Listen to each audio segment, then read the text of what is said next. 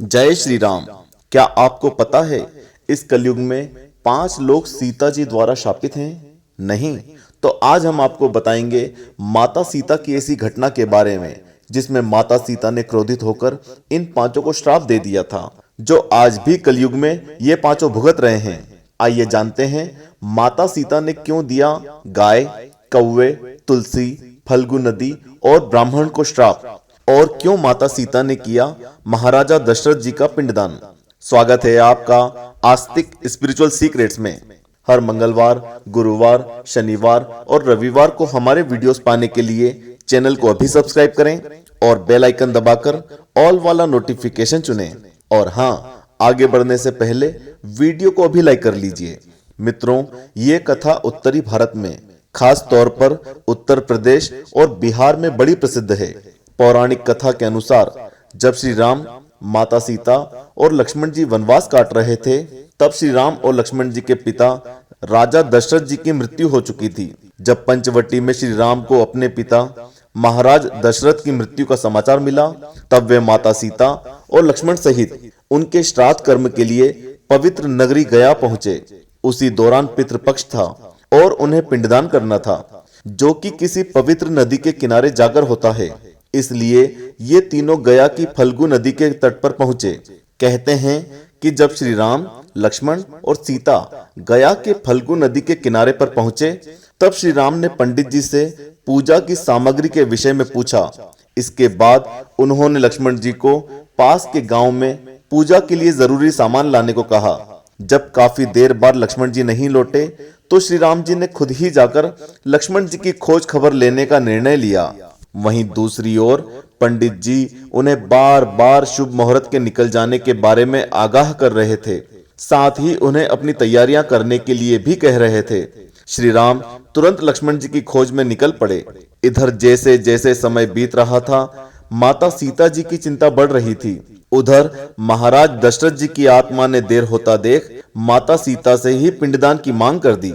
अब स्थिति धर्म संकट की आ गई थी, क्योंकि एक स्त्री द्वारा पिंडदान नहीं किया जा सकता था। विशेषकर श्री राम के होते हुए उन्होंने ऐसा करना उचित नहीं समझा।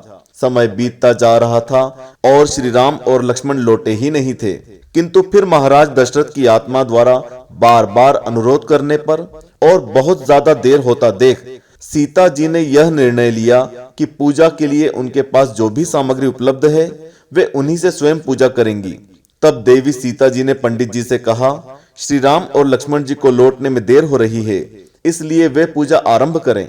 शायद तब तक वे दोनों भाई आ जाएं, और अगर ऐसा नहीं हुआ तो वे अकेले ही ये पूजा समाप्त कर लेंगी। विधि पूर्वक पूजा करने के बाद देवी सीता ने अंत में पिंडदान किया, और जैसे ही उन्होंने प्रार्थना करने के लिए अपने हाथ जोड़े और आंखें बंद की, उन्हें महाराज दशरथ की दिव्य आवाज सुनाई दी कि उनकी पूजा संपन्न हुई और स्वीकार भी हो गई।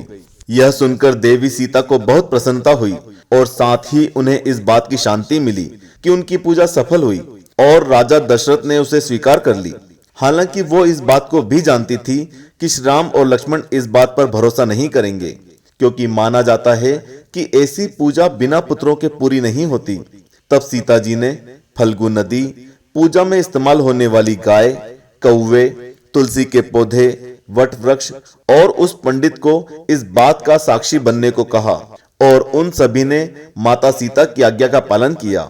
जब श्री राम वापस आए तो उन्होंने इसकी सूचना उन्हें दी। तब श्री राम ने कहा कि ऐसा कैसे संभव है, और उनसे इसका प्रमाण मांगा। श्री राम को लाख समझाने के बाद भी जब उन्होंने सीता जी की बात नहीं मानी, तब सीता जी ने उन सभी साक्षियों से अनुरोध किया कि वे श्री राम को सारी सच्चाई बताएं। किंतु श्री राम के क्रोध को देखकर किसी ने भी सच कहने की हिम्मत नहीं की। केवल वट वृक्ष ने श्री राम को सारी बात बताई। इस बात से देवी सीता बहुत दुखी हुई और क्रोधित होकर उन सभी को श्राप दे दिया।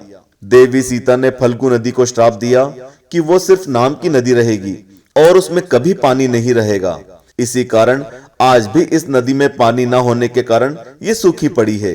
फिर सीता जी ने गाय को श्राप दिया कि उसके पूरे शरीर की पूजा नहीं की जाएगी। हिंदू धर्म में केवल उसके शरीर के पिछले हिस्से को पूजनीय माना जाएगा, और साथ ही उसे यहाँ वहां भटकने का भी श्राप दिया।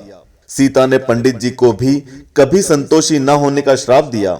इस कारण पंडित कितना ही दान दक्षिणा मिल जाए, इसके बाद भी वो संतुष्ट नहीं होता। तुलसी जी को सीता ने श्राप दिया कि वो गया की मिट्टी में कभी नहीं उगेगी। सीता जी ने कौवे को हमेशा लड़ झगड़ कर खाने का और पिंडदान के पिंड को खाने का श्राप दिया था। वट वृक्ष को सीता जी ने आशीर्वाद दिया कि पिंडदान में इस वृक्ष की उपस्थिति जरूरी होगी।